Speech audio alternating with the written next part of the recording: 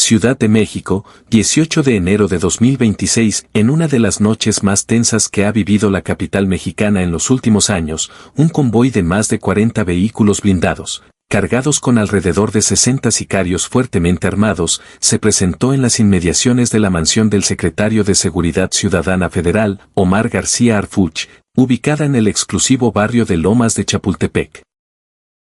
El incidente, ocurrido en la madrugada del sábado, 17 de enero, se presenta como una represalia directa por la supuesta neutralización de Iván Archibaldo Guzmán Salazar, líder de la facción conocida como los Chapitos del Cártel de Sinaloa, en un operativo liderado por Harfuch en el noroeste del país.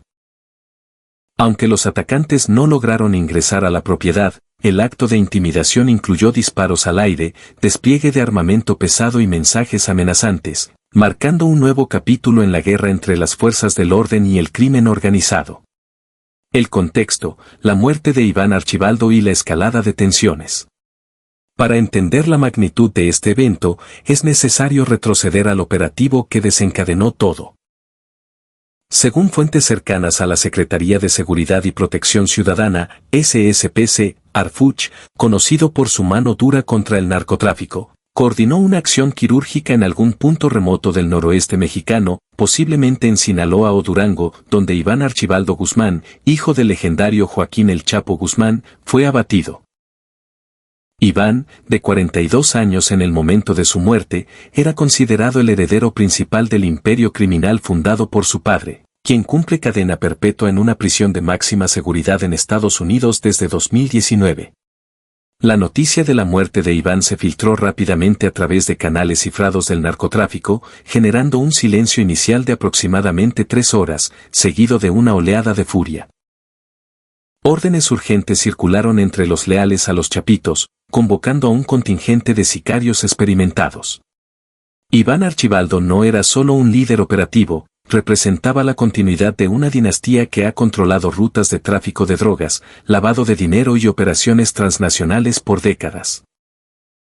Su eliminación, sin oportunidad de escape, fue vista como un golpe personal y una declaración de guerra total por parte del gobierno federal bajo la administración de la presidenta Claudia Sheinbaum, quien ha respaldado públicamente la estrategia de Harfuch.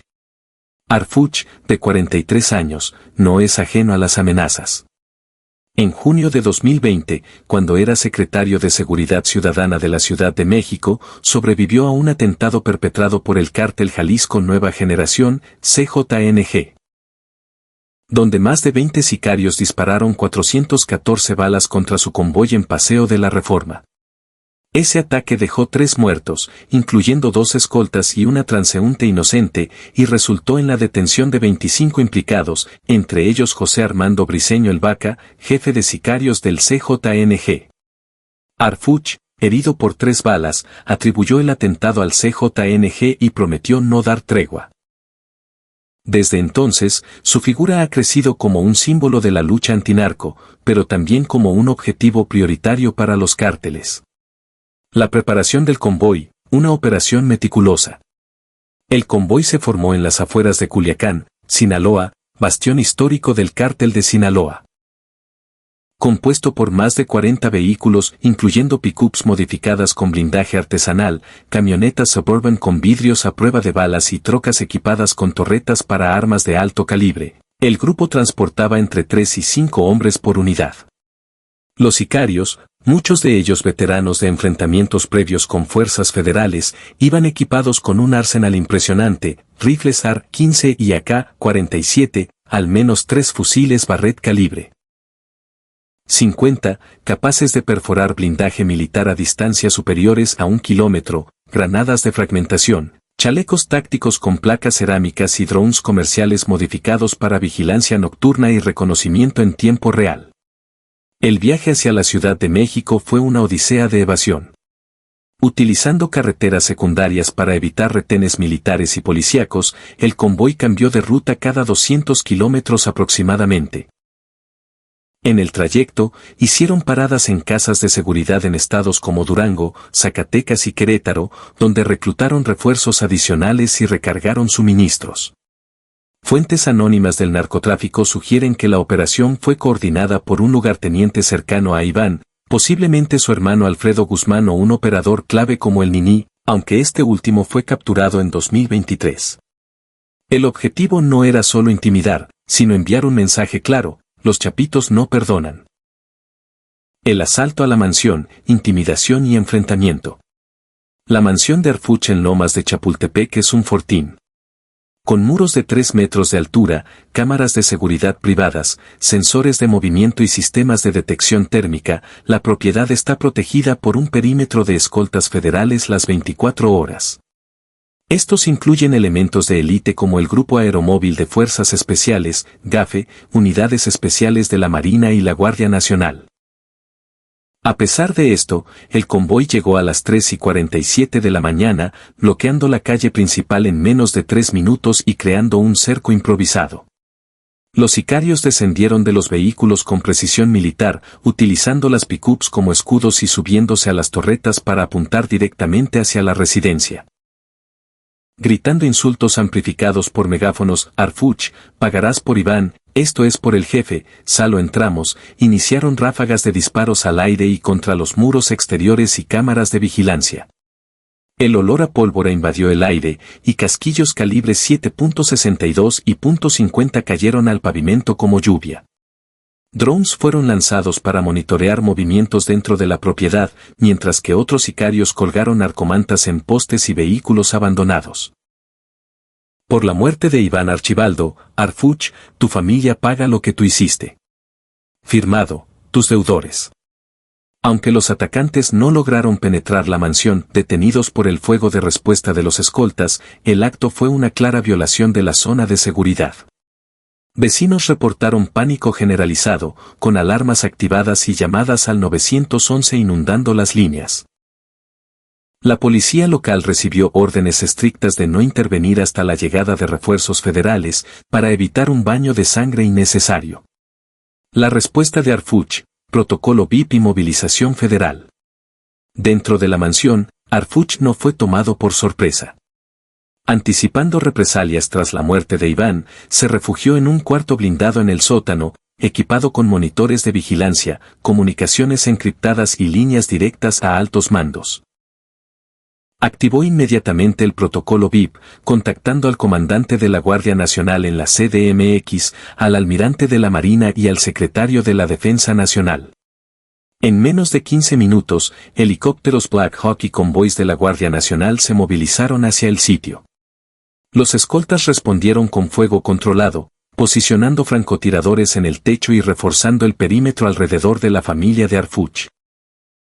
El enfrentamiento duró aproximadamente 20 minutos, con disparos intermitentes de los sicarios que buscaban mantener la posición mientras esperaban posibles refuerzos.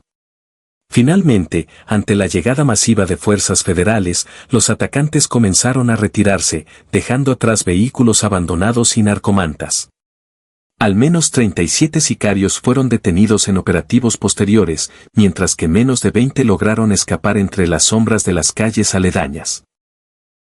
Arfuch, en una declaración posterior, calificó el incidente como un intento fallido de intimidación que solo fortalece nuestra resolución contra el crimen organizado. Fuentes de la SSPC indican que se congelaron cuentas bancarias relacionadas con los chapitos y se intensificaron operativos en Sinaloa. Implicaciones: un cambio en las reglas del juego. Este evento no solo resalta la vulnerabilidad de altos funcionarios en zonas supuestamente seguras, sino que cuestiona la efectividad de la estrategia antinarco. Expertos como el analista de seguridad Alejandro Ope señalan que ataques como este podrían escalar a una guerra urbana si no se abordan las raíces del problema, como la corrupción en las fuerzas locales y la infiltración en instituciones. Además, surge la duda sobre si este fue un acto aislado o parte de una serie de represalias, considerando rumores de intentos previos contra Arfuch en 2025, según reportes del periodista Raimundo Riva Palacio. La Ciudad de México, con su historia de atentados desde el de Arfuch en 2020 hasta emboscadas contra periodistas como Ciro Gómez Leiva en 2022, se ve nuevamente en el centro de la tormenta. Vecinos de Lomas de Chapultepec exigen mayor seguridad, mientras que opositores políticos critican al gobierno por provocar al narco con operativos agresivos. Hasta el momento, no hay confirmaciones independientes de la muerte de Iván Archibaldo, y algunos analistas sugieren que la narrativa podría estar inflada por fuentes sensacionalistas. Sin embargo, el impacto es innegable. 60 sicarios armados hasta los dientes plantados frente a la casa de uno de los policías más poderosos de México cambian para siempre las reglas del juego en la lucha contra el crimen organizado. El incidente del 17 de enero de 2026 frente a la mansión de Omar García Harfuch en Lomas de Chapultepec representa un punto de inflexión sin precedentes en la confrontación entre el Estado mexicano y el crimen organizado. Por primera vez en la historia reciente, una facción poderosa del cártel de Sinaloa, los Chapitos, llevó su capacidad de intimidación hasta el corazón de una de las zonas más protegidas de la capital, desplegando un convoy masivo de sicarios armados con equipo militar y un mensaje explícito de venganza por la supuesta muerte de Iván Archibaldo Guzmán Salazar. Aunque el ataque no logró penetrar la residencia ni causar bajas entre los escoltas o la familia de Harfuch, su simbolismo es devastador. Demostró que, incluso en el epicentro del poder federal, los cárteles pueden movilizar recursos logísticos impresionantes, más de 40 vehículos blindados, armamento de alto calibre, drones y narcomantas, y llegar a las puertas de uno de los funcionarios más emblemáticos de la lucha antinarcóticos. El hecho de que el convoy recorriera cientos de kilómetros desde Sinaloa, evadiendo retenes y cambiando rutas, evidencia una red de apoyo, inteligencia y complicidad que aún opera con relativa impunidad en varias regiones del país. Para el gobierno de Claudia Sheinbaum y para Harfuch en particular, este episodio refuerza la necesidad de una estrategia más integral que vaya más allá de operativos quirúrgicos de alto impacto. La respuesta inmediata. Refuerzos federales, detenciones posteriores y congelamiento de activos, fue efectiva para repeler la amenaza, pero no elimina el riesgo latente de represalias mayores. La escalada podría traducirse en una ola de violencia urbana si no se atienden las fracturas internas de los Chapitos, la posible sucesión de liderazgo y la infiltración persistente en instituciones locales. En última instancia, lo ocurrido en Lomas de Chapultepec no fue solo un acto de revancha personal. Fue una declaración pública de que el narco ya no respeta fronteras simbólicas ni geográficas. Cambió las reglas del juego, ya no basta con abatir capós. Ahora se requiere desmantelar las estructuras que les permiten reaccionar con tal audacia en territorio enemigo.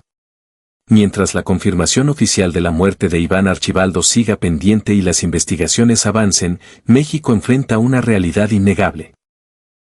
La guerra contra el crimen organizado ha entrado en una fase más directa, más visible y potencialmente más peligrosa para la estabilidad de la capital y del país entero.